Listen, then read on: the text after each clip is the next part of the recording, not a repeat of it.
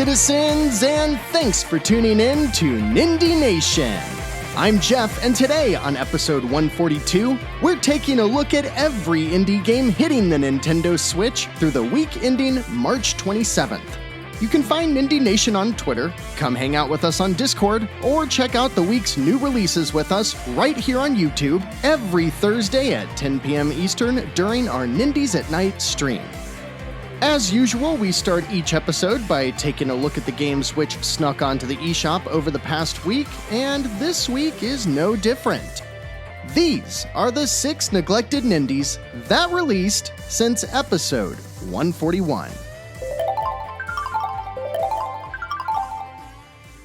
Neglected Nindies starts off this week with a game that you absolutely should not neglect. Announced and simultaneously released on Thursday the 17th, the nonprofit Girls Make Games launched Shredded Secrets for $4.99. Girls Make Games is a program centered around workshops, camps, and game jams that's been helping foster game development with over 20,000 young women since 2014. This week, a small team celebrated the launch of their first game on a console storefront with Shredded Secrets. The game itself is a collection of simple 2D gameplay elements set to the backdrop of 4 kids going through everyday life as a middle schooler. It looks to share all 4 of their stories while teaching lessons about the types of struggles a middle schooler might face. I've followed this program for a few years now, and having my own girl at home, I really respect their mission. If you want to help a great cause that results in us ending up having more quality Nindies to play in the future, check out Shredded Secrets.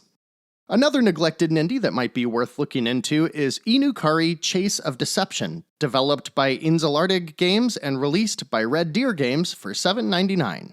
It's an 8-bit action platformer that focuses more on fast momentum and locomotion than its simplistic occasional combat or boss battles. I dig the music from the trailer at least, and plan to toss it on my wish list for a future sale, though I think I saw that it already dropped to $1.99, so I might dive in. And on the flip side, as the citizens of Nindie Nation, we've seen some things, haven't we? Well, this week we've got something kinda new, and I gotta hand it to them because Ocean Media knows exactly what they're doing. See, in Clutter 1000, they say it is the most exciting unhidden object game you will ever play, and that the goal is to find and match on 2 matching objects to remove them from the playing field. Me no fail English, that's impossible, but good effort anyways, team. So this thing is $9.99 and is a... It's just a pile of icons on the screen that disappear if you find any 2 that match. Knowing very little about game design or development myself, I still gotta think I could probably build this game without too much trouble. In fact, look for Nindie Nation's Pile of Icons 2 Deluxe coming to the eShop in 6 days for $24.99. You know, I should probably do that. And it wouldn't be a week without a pile of T-Bowl, now would it? Jumpy Mia looks like the levels my then 4-year-old would make when she played Super Mario Maker by just sitting on the Wii U gamepad. And featuring a grab bag of buzzwords from 2009, we get Zombie, Beyond Terror, FPS, Survival. For just $8.99, you too can experience a game so important, its title gets 2 colons.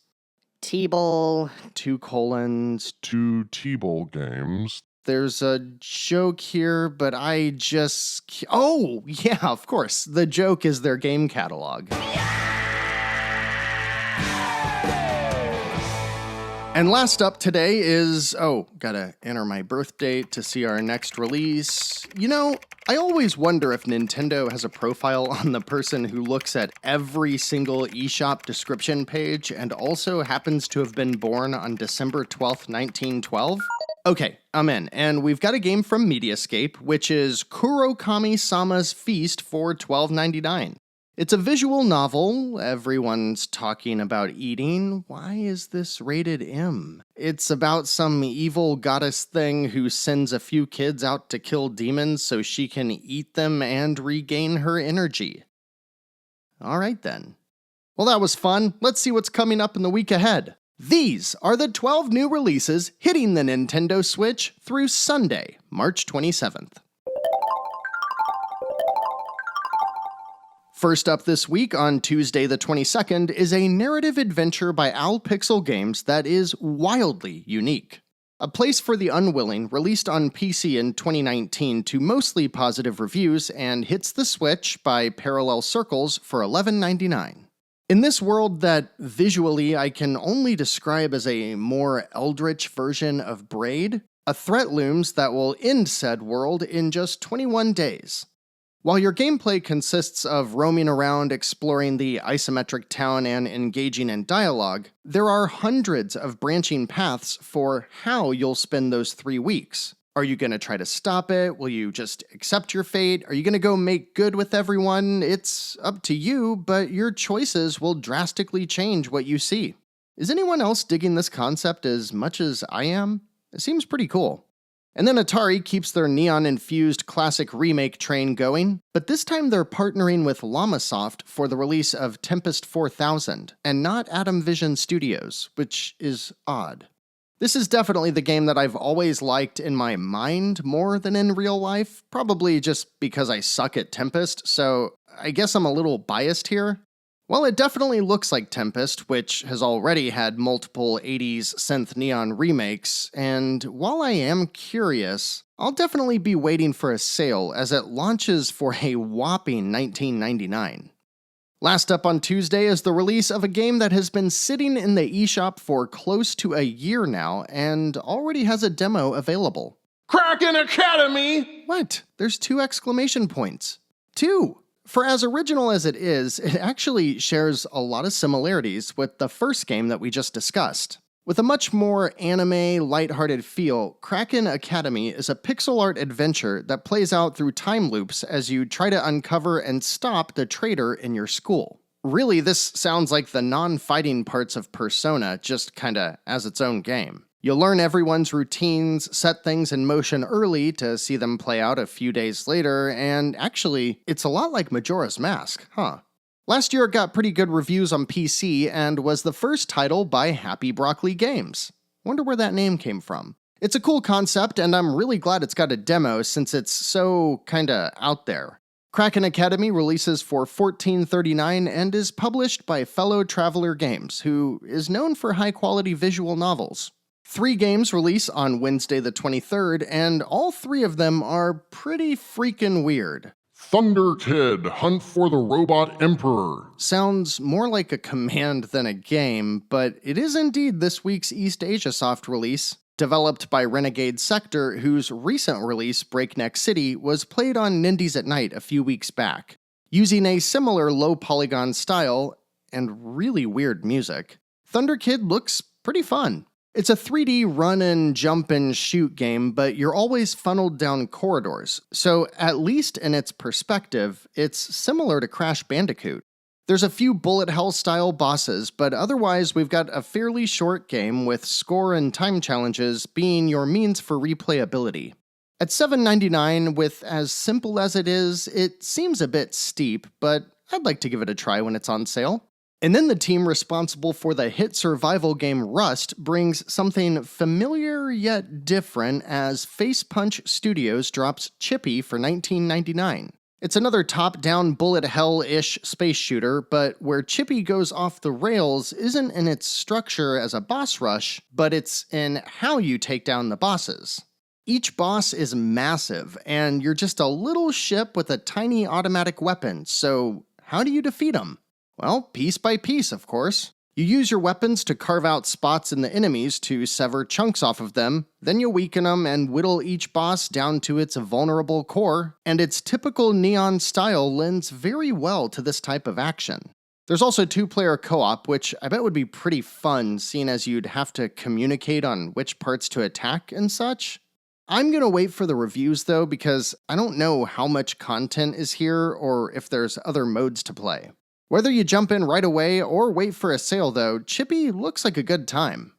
But neither of those come close to the WTF rating of the new game releasing by Penguin Pop Games.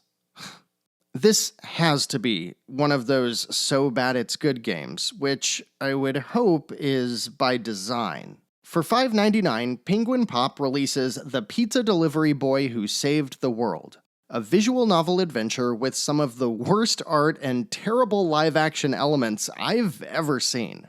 I guess the delivery guy runs into a version of himself from the future and has to go on a quest to stop the internet from being destroyed, but this is clearly just all as stupid as you can imagine.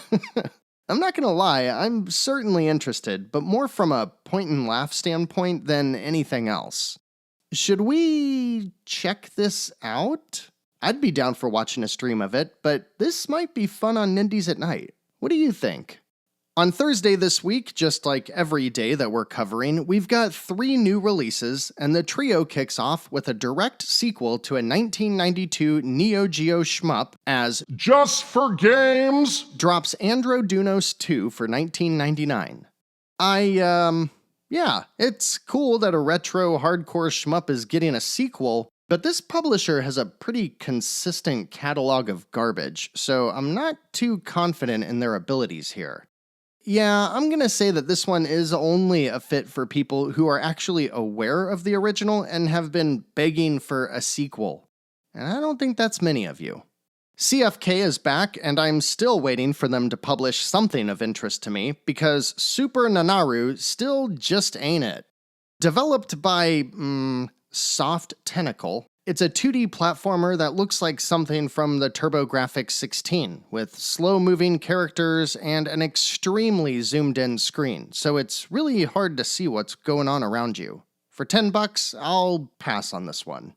And then the series with no enemies and no danger returns and asks you to chill out and fly like a bird when Airy Calm Mind 2 releases for $9.99. Every time this series gets released, it looks a little better to me, and I do like the new environments in this latest release by Epic Games. Has anyone ever played these? I always ask, but I forget what the sentiment is. The idea of just flying around seems interesting, but I don't know how long that would last. And the rest of the week's Dirty Dozen falls on Friday the 25th with 3 new indies, the first of which is Nico and the Cubic Curse, or Baby's first platformer, built in MS Paint and released by PixArts, so we can skip that one. And somewhat similarly, Radaleka's release for the week comes by way of ABX Games and their puzzle title Taco Bon. It's only $5, but it's a sliding block find the switch type game that just looks very primitive. I'd probably check it out if the reviews ended up positive, but I'm not very optimistic here. However, we wrap up the week with 2 awesome games who has a knack for the occasional cheap Nindie that's worth checking out, and I dig what they've got in store with Devastator for $6.99. It's basically Geometry Wars, or a neon psychedelic twin-stick shooter, and similar to Geometry Wars 3, its levels have all kinds of obstacles and barriers that you have to work your way around. It's developed by Radian Games and is going on my wish list, unless, of course, you want to see it on Nindies at Night, then I'll see if I can grab a copy early. If any of those sound good, go sound off down in the comments. It's a pretty mixed week for me, but I could see Devastator, Chippy, Thunder Kid, a few of those being worth picking up if I ever run out of top-tier Nindies to play. However, if nothing here tickles your fancy this week, let's head on down to the deals section and see what oldies but goodies are worth picking up. These are the 6 Nindie deals at their lowest prices ever, on sale through at least March 31st.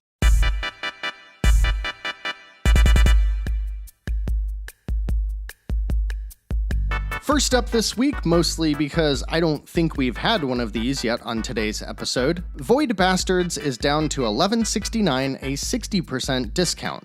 It's one of the best performing first-person shooters I've played on the Switch, and is all about escaping a series of hostile space stations and getting as far as you can before meeting your demise. That's right, it's an FPS with procedurally generated levels, roguelike mechanics, and RPG elements! And the visuals look great on the Switch, too. If you're itching for a shooter, or you're itching for some roguelike gameplay, you can't go wrong with Void Bastards. If you've been thinking that you're in the mood for some good old arcade racing, Horizon Chase Turbo is back down to $4.99, a 75% discount.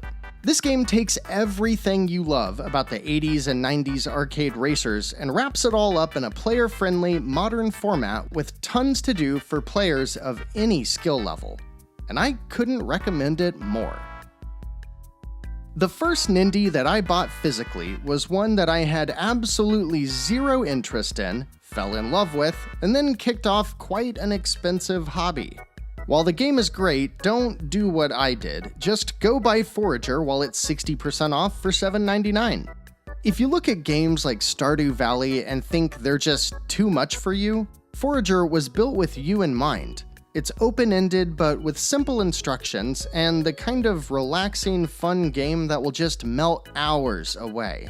In fact, it's the only game of this type that I enjoy, so by all means, see if it can make a believer out of you too.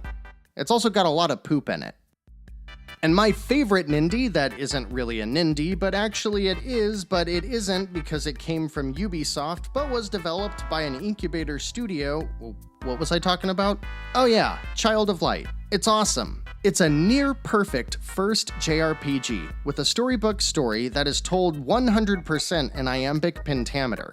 It's got a fun, active, but not stressful battle system, and hitting 100% only takes maybe 10 hours. It's really hard to not recommend Child of Light, especially while it's 75% off for just $4.99. And one of a few games that I could say just might be perfect is Rive. That doesn't mean it's my favorite game, I just can't imagine how this game could be any better. And when it's $1.99, that absolutely means you should give it a try. It's an action platformer, I guess, where you play as a tank that can shoot in any direction, and jump and float and stuff like that too.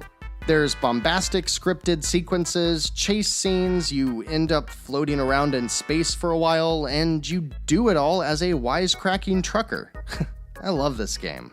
It's hard, but it's fun. And it's been a while since I've recommended The Way Remastered, but every time I do, probably 4 or 5 times now, one of you has reached out to me directly to tell me how this game truly meant something to you.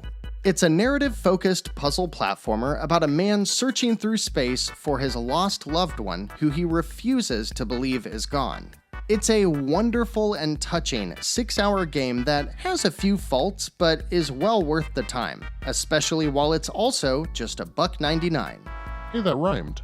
And there's a bunch more too, including one of my favorites in Fury Unleashed. Florence is just $1.99, and Donut County for under $4 is one of the best ways I can recommend you spend 2 hours of your life. Let me know if any of these stand out to you, and let's chat about it down in the comments.